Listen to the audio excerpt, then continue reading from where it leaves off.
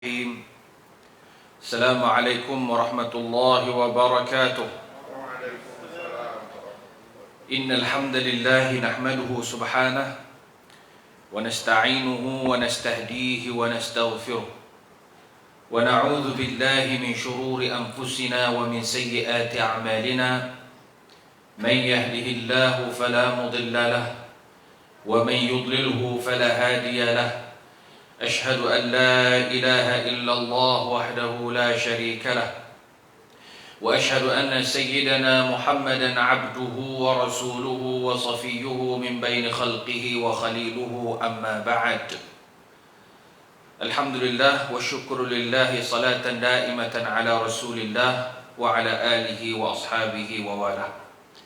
Terima kasih kepada yang berbahagia Ayahanda Cikgu Suhaimi, pengurusi masjid, timbalan, SU, seterusnya tuan-tuan imam, tuan Bilal, tuan Siap, pemimpin masyarakat, para alim ulama, guru-guru, ayahanda, bonda-bonda yang dirahmati lagi dikasihi oleh Allah Subhanahu wa taala.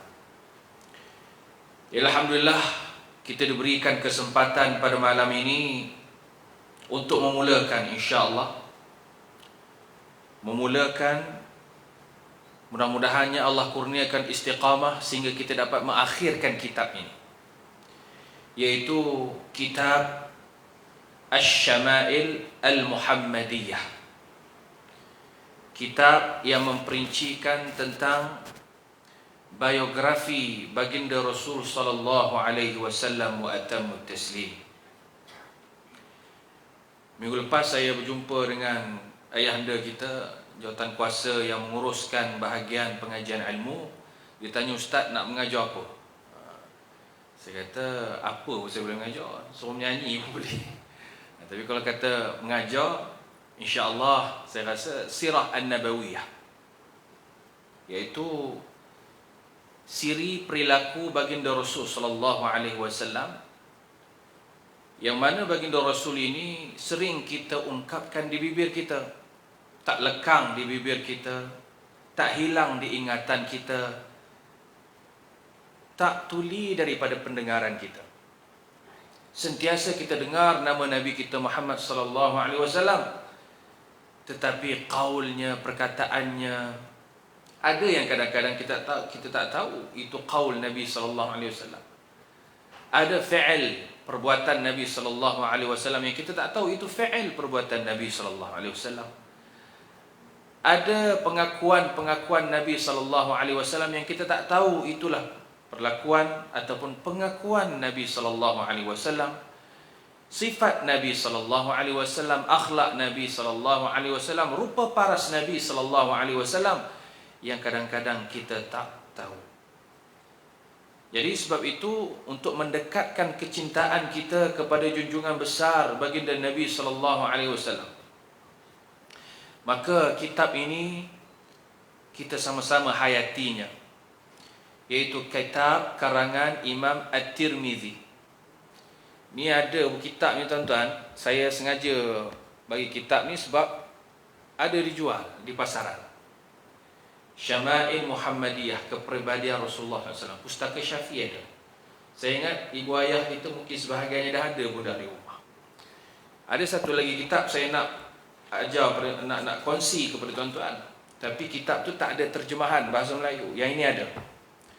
Jadi akan datang, bolehlah kita sama-sama memilikinya. Setidak-tidaknya bila ditanya, ada tak buku Asy-Syama'il, biografi Nabi?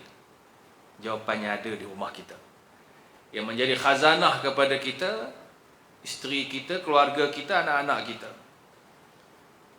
Sebab apa? Kecintaan kepada Rasulullah sallallahu alaihi wasallam itu dia bukan hanya disebut, tapi dihayati. Bagaimana kita tak nak hayati dia kalau kita tidak membacanya, tak menelusurinya, dan kita tak menghayati daripada hadis-hadis Nabi sallallahu alaihi wasallam.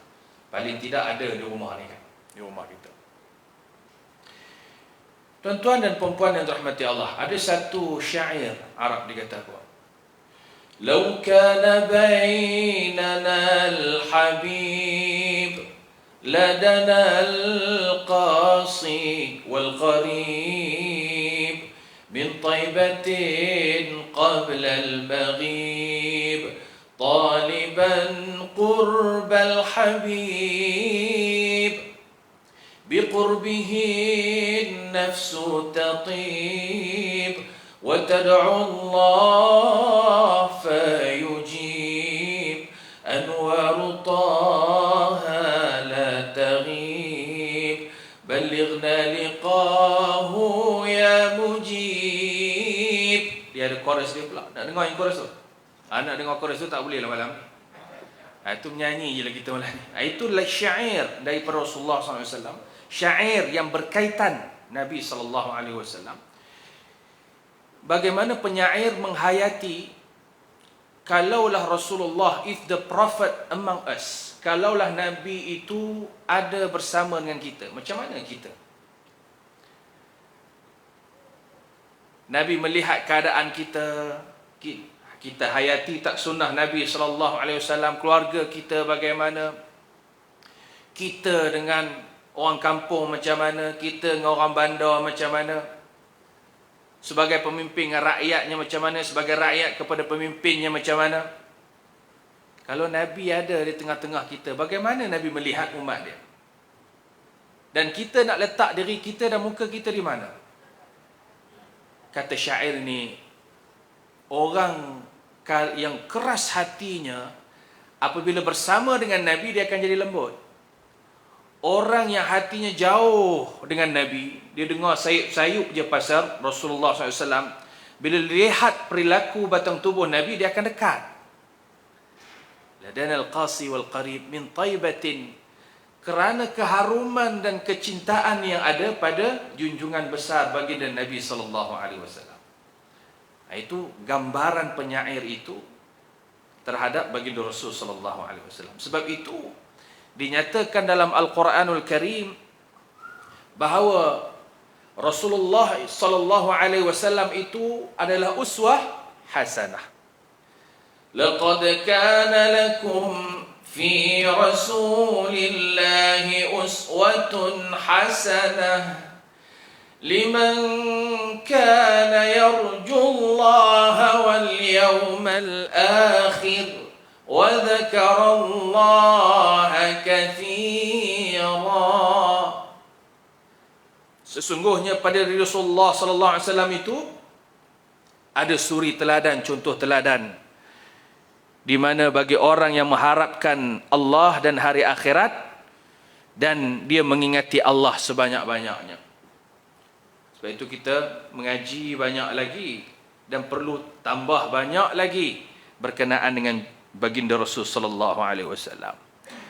Begitu juga dalam surah Ali Imran, bila mana Allah Taala sebut pada ayat yang ke-31. Ni orang ayat kata ayat jatuh cinta. قل إن كنتم تحبون الله فاتبعوني يحببكم الله ويغفر لكم ذنوبكم والله غفور رحيم. Katakanlah wahai Muhammad, jika kamu mencintai Allah, ikutlah aku. Nescaya Allah mencintaimu dan mengampuni dosa-dosamu. Allah Maha Pengampun lagi Maha Penyayang. Bagaimana kita nak ekspreskan rasa cinta kita kepada Allah? Jawapannya ikut cara Rasulullah SAW. Fattabi'uni. Ikut Nabi kita. Macam mana kita nak ikut Nabi kalau kita tak tahu apa yang Nabi buat? Kita kena tahu apa yang Nabi buat. Dan buku ini para hadirin, tuan-tuan dan perempuan, buku yang menceritakan tentang selok belok dan perilaku Nabi harian Nabi SAW. Daily life kata orang Lubuk. Harian apa yang Nabi buat. Bukan yang kita sebelum ni kita asyik dengar Nabi sebagai seorang pemimpin, Nabi dengan Quran, Nabi dengan musuh-musuhnya, Nabi dalam peperangan. Tapi ini cerita bagaimana akhlak Nabi di rumah. Kita jarang didengarkan. Bagaimana Nabi menyantuni anak-anak kecil. Bagaimana Nabi kalau bersama dengan sahabat karibnya. Bagaimana Nabi SAW dengan isteri-isterinya. Yang ni jarang kita dengar. Sebab itu dalam Syama'il Muhammadiyah lebih ke dalam. Lebih, orang kata dalam bahasa ekonominya dia panggil mikro. Lebih mengecil. Kalau makro itu dah selalu kita dengar tentang baginda Rasul sallallahu alaihi wasallam. Syekh Muhammad Ibnu Muhammad Al-Jazari dia mengubah syair tentang buku ini, iaitu buku Syama'il. Kita selalu orang Melayu kita kata buku Syama'il. Panjang dia Asy-Syama'il Al-Muhammadiyah, karangan Imam Tirmizi. Ni tuan-tuan ingat ni. Karangan Imam Tirmizi. Selalu karangan Imam Tirmizi ni kita selalu bahas buku Bahrul Madhi.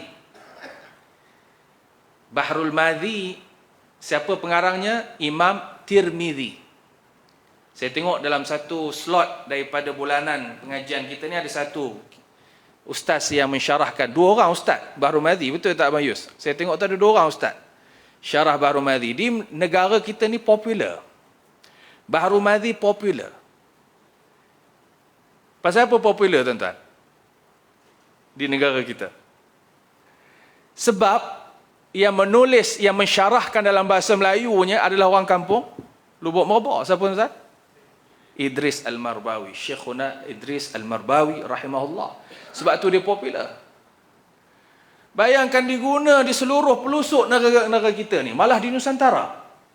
Di Thailand. Di Brunei Darussalam. Di Singapura. Di mana lagi? Semua yang Nusantara mengguna pakai bahasa Jawi akan menjadikan syarah Bahrul Madhi itu yang dikarang ataupun disyarahkan oleh Idris Al-Marbawi diguna seluruh pelosok. Masya Allah. Betapa banyaknya pahalanya. Sebab itu tuan-tuan, ilmu ni dia mesti ada usaha. Syama'il kita tak ketengahkan sangat di kalangan masyarakat kita. Tapi tak mustahil bila kita ketengahkan karangan Syama'il ini, lama-lama dia akan jadi hebat seperti syarah Bahrul Madhi.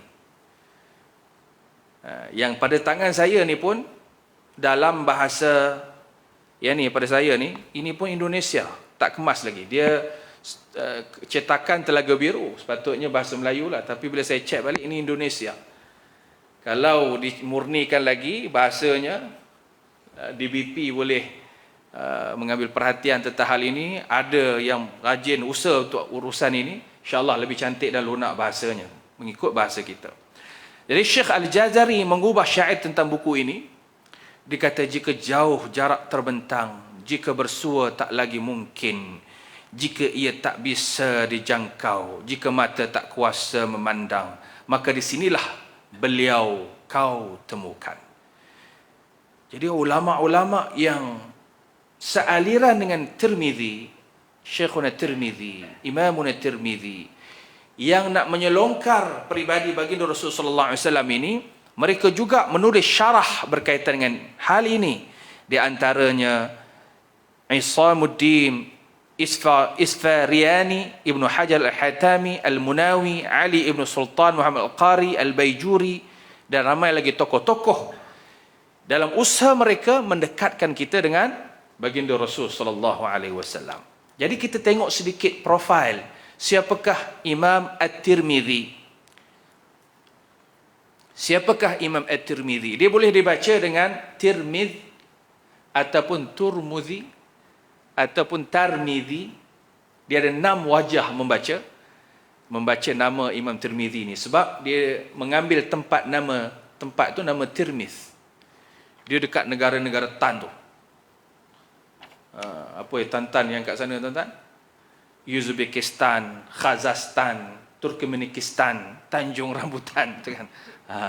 Go ahead, Gostan. Yang Tan sana tu. Tirmiz ni salah satu tempat.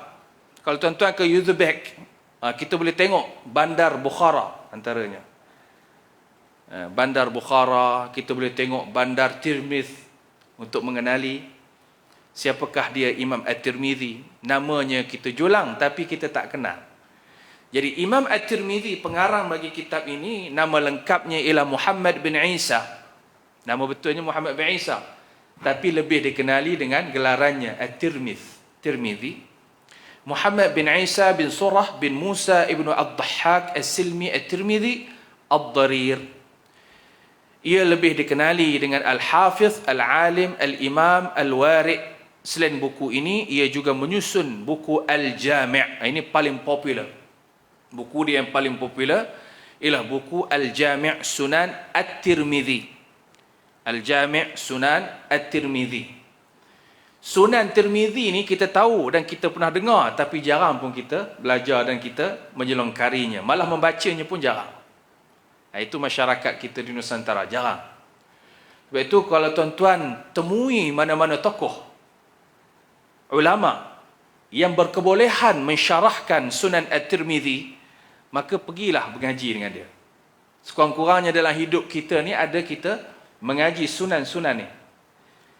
Kitab hadis yang paling tinggi Sahih Al-Bukhari. Yang kedua Sahih Muslim.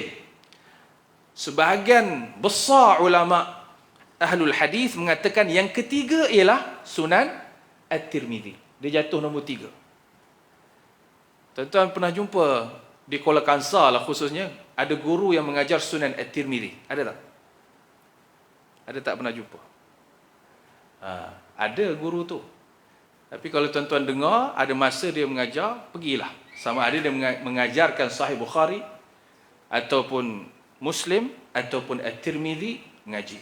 Saya masa di Madinah, saya berpeluang, Alhamdulillah, mengaji dengan Syekh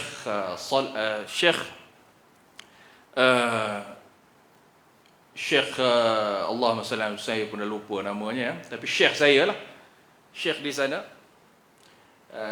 Kalau anaknya tu bernama Syekh Abdul Razak Al-Afifi, bapa dia namanya Syekh Al-Abbad, Al-Syekh Al-Abbad. Dia mengajar Sunan At-Tirmizi.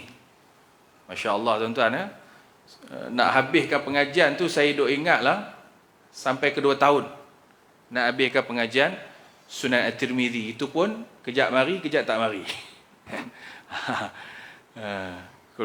Kalau konsisten ni alim Sunan Tirmizi. Di bumi kita ni, di perkampungan kita ni, tuan-tuan boleh merujuk dengan Maulana Fakhr Razi.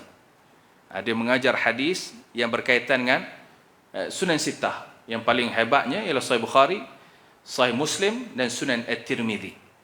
Itu je yang saya temui kalau yang berani mengajar Sunan Tirmizi. Dia yang berani ni, dia melalui proses talaqi. Dia kena melalui proses talaqi. Kalau tak talaqi, dia tak boleh nak mengajar. Sebab dia tak faham bahasa At-Tirmizi. Apa maksud Tirmizi? Bila sebut hadza hadithun hasanun gharib. Hadis ini tarafnya hasan dan gharib. Apakah maksud imam bila dia mengatakan hadza hadisun sahih li dzatihi, sahih li ghairihi? Itu bahasa-bahasa itu hanya orang yang bertalaqi, yang mempelajari bersanad daripada seorang guru kepada seorang guru sampailah kepada Rasulullah sallallahu alaihi wasallam. Jadi nama lengkapnya adalah Muhammad bin Isa bin Surah bin Musa bin Ad-Dhahhak As-Silmi At-Tirmizi Ad-Darir. Para ulama berbeza pendapat tentang kondisi Imam Tirmizi masa kecil. Ulama bincang, Imam Tirmizi ni siapakah dia? Imam Tirmizi ni sebahagian besar sejarawan mengatakan dia buta sejak lahir lagi. Daripada kecil lagi dia ni buta. Sebenarnya ia menjadi buta setelah lanjut usia. Tapi ada yang sebahagian lagi kata tak, Imam Tirmizi ni buta bukan kecil-kecil OKU. Bila dia besar baru dia buta. Itu pun setelah ia selesai melakukan perjalanan menuntut ilmu dan menulis semua karya-karyanya. Yang kita temui karya-karya Imam Tirmizi, termasuklah kitab ini. Setelah dia selesai, barulah oleh kerana kepenatan matanya, kesihatan matanya, akhirnya terbantut menyebabkan matanya tak cerah, tak clear disebabkan keletihan, ada masalah saraf dan sebagainya. Imam Tirmizi lahir di perbatasan tahun 214 Hijrah. Ia melakukan perjalanan nak menuntut ilmu tu dari satu tempat ke satu tempat, hinggalah ke tempat yang namanya Khurasan. Dia mengaji, dia mengajar, dia belajar di Khurasan, di Iraq, di Makkah, di Madinah. Namun di sana tidak ada kisah yang sahih yang menyatakan bahawa ia pernah belajar ke Mesir dan juga Syam. Ada yang mengatakan dia merantau ke Mesir dan Syam, namun tidak ada kisah yang sahih menyatakan hal demikian. Salah satu guru Imam At-Tirmizi, so tengok ya, guru dia mesti orang hebat. Guru yang hebat melahirkan anak murid yang hebat. Anak yang murid yang hebat, dia mesti dapat ilmu daripada guru yang hebat. Sebab itu guru-guru, para pendakwah, guru-guru di sekolah dan sebagainya, saya percaya dan yakin guru yang ikhlas, bila dia mengajar, dia akan curahkan ilmunya habis-habisan dengan tujuan anak muridnya nanti satu masa akan datang akan menjadi murid yang hebat, malah lebih hebat daripada gurunya. Itu guru yang ikhlas. Maka Imam Bukhari, seorang ulama hadis, telah berjaya melahirkan anak-anak murid yang cukup hebat seperti Imam At-Tirmizi. Kalau dia kedekut ilmu, kalau dia tak nak tengok anak murid dia hebat, ataupun dia rasa tercabar kalau ada anak murid yang hebat, dia tak akan berjaya dalam proses PMP itu, pengajaran dan pembelajaran. Dia tak akan berjaya, pasal dia tak ikhlas. Tapi guru yang ikhlas, dia sentiasa mendoakan anak-anak muridnya menjadi orang-orang yang berjaya. Maka lahirlah Imam At-Tirmizi di bawah lembayung dan payungan ilmu yang disampaikan oleh Imam Bukhari kepada Imam At-Tirmizi. Salah satu gurunya adalah Imam Bukhari, seorang guru yang sering kali didatanginya untuk bertanya mengenai kesahihan hadis dan persoalan-persoalan akademik yang lain. Di dalam kitab Sunan At-Tirmizi sering kali dijumpai pernyataan, ku tanyakan kepada Muhammad bin Ismail. Muhammad bin Ismail ni ialah Imam Bukhari lah. Kalau Imam Tirmizi nama betulnya ialah Muhammad bin Isa. Imam At-Tirmizi meninggal dunia pada tanggal 13 Rajab tahun 274 Hijrah. Maknanya umurnya berapa tuan-tuan? Jangka hayat umurnya. Hayat umurnya. Dia hidup 214, mati 274. Maksudnya sekitar 60 tahun saja. Imam Tirmizi. Ada juga riwayat mengatakan, wallahu ta'ala alam, Imam At-Tirmizi, itu saya tak berani cakap lah kan? Tapi ada di kalangan ulama yang diyakini oleh kerana kesibukan mereka merantau dan menuntut ilmu, menyebabkan dia tidak ada masa berfikir untuk berkahwin. Ada tak ulama yang macam tu, tuan-tuan pernah dengar? Merantau, menuntut ilmu sampai tak ada masa nak fikir berkahwin. Bukan dia tak mau kahwin, dia tak ada masa oleh kerana kesibukan untuk ilmu.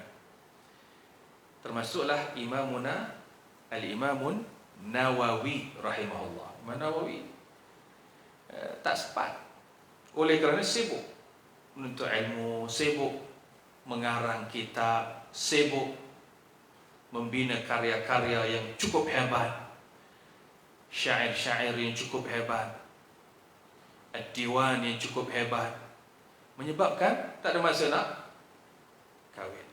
Itu ulama-ulama kita seperti Al-Imamun Nawawi rahimahullah. Begitu juga ada yang mengatakan Syekhul Islam Ibn Taymiyah. Begitu juga keadaannya. Jadi malam ini kita buka satu hadis yang pertama. Hadis yang berkaitan dengan baginda Rasul sallallahu alaihi wasallam daripada hadis yang diriwayatkan oleh Anas bin Malik radhiyallahu taala anhu. Lepas ni tuan-tuan mungkin boleh ada buku ni lah. Kalau tak ada buku pun ada photostat pun okey kat Bayus ada photostat. Jadi tuan-tuan boleh baca sekali dan kita boleh dhabit lah kan kepada hadis-hadis tu. Hadisnya berbunyi, Anas bin Malik radhiyallahu taala anhu meriwayatkan, kana Rasulullah sallallahu alaihi wasallam laisa bil-tawil al-ba'in wala bil-qasir wala bil-abyad al-amhaq wala bil-adam wala bil-ja'd al-qattat wala bil-bas wala bis-sabt ba'athahu Allah ta'ala ala ra'si 40 sanatan فأقام بمكة 10 سنين وبالمدينة 10 سنين وتوفاه الله على رأس 60 سنة وليس في رأسه ولحيته 20 شعرة بيضاء. Maksudnya daripada Anas bin Malik. Siapa dia Anas bin Malik? Kita tengok dulu siapa orang-orang yang meriwayatkan hadis. Antara sahabat Nabi yang banyak meriwayatkan hadis ialah Abu Hurairah, 3,000 lebih hadis.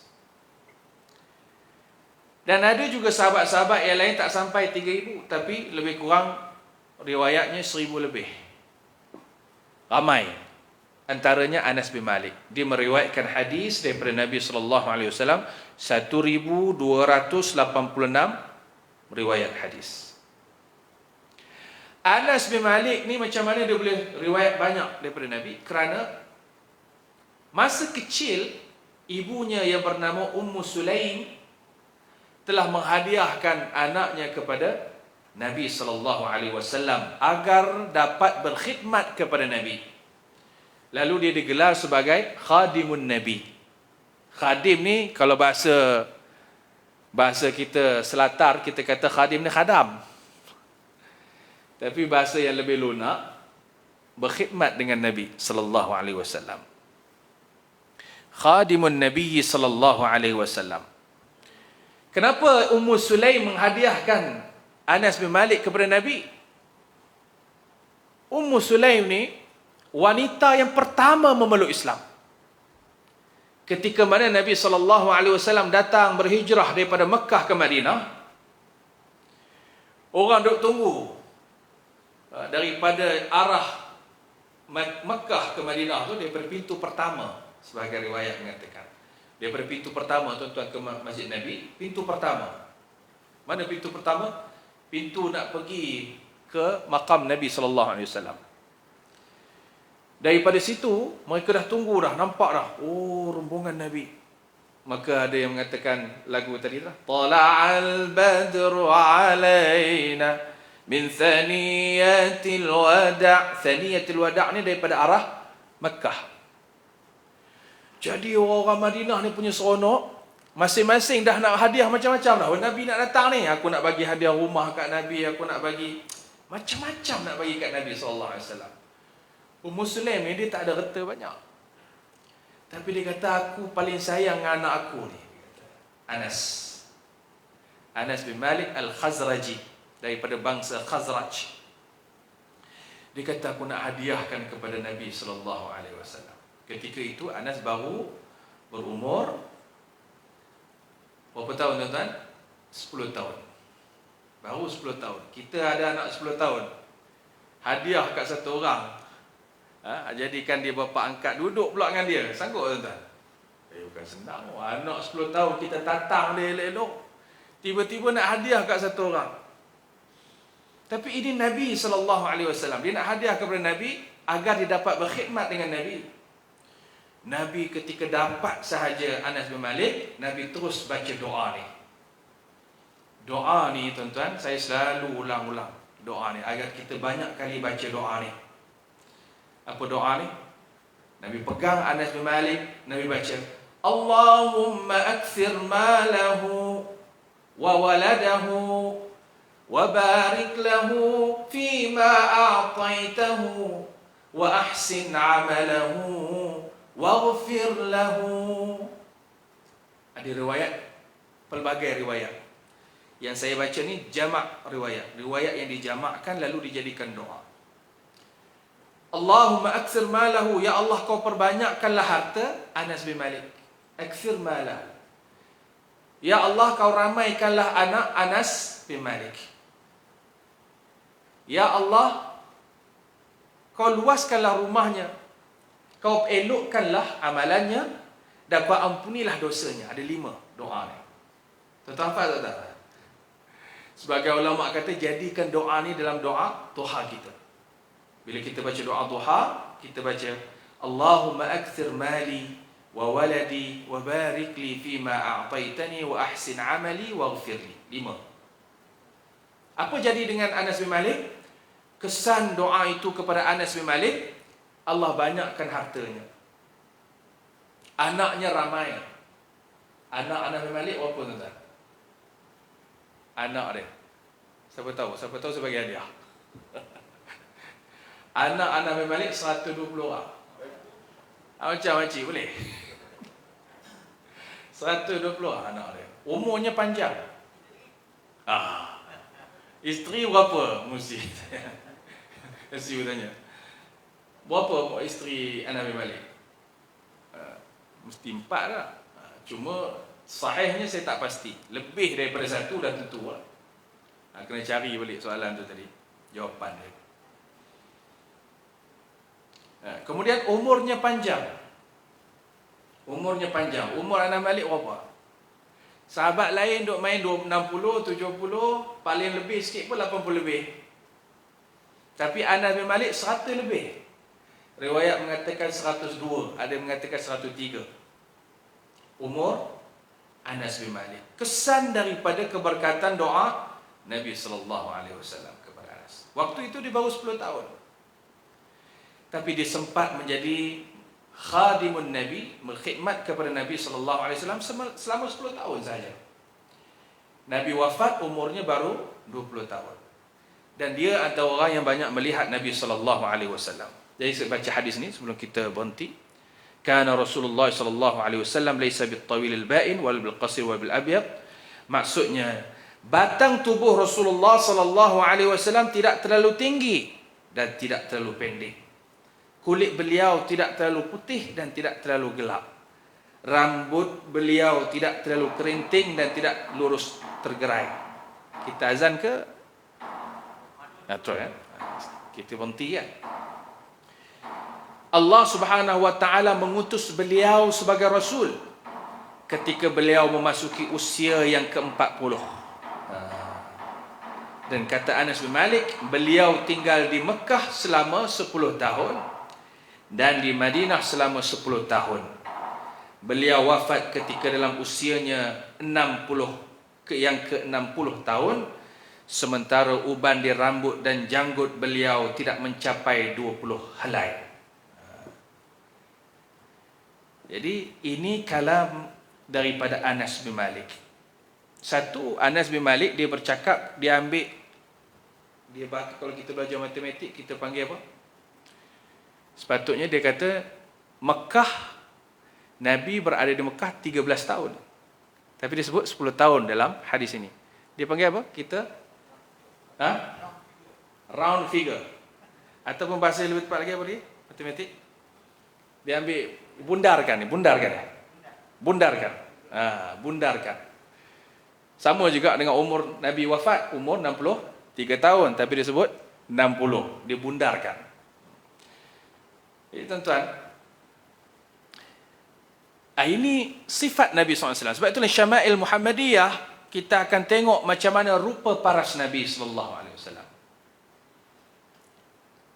Bila kita mengaji Syama'il, sebab itu banyak orang-orang alim, orang-orang salih, bila dia mengaji Syama'il Muhammadiyah, dicintakan Nabi SAW, dia junjung Nabi SAW, dia banyakkan selawat kepada Nabi SAW, dihayati sunnah-sunnah Nabi SAW.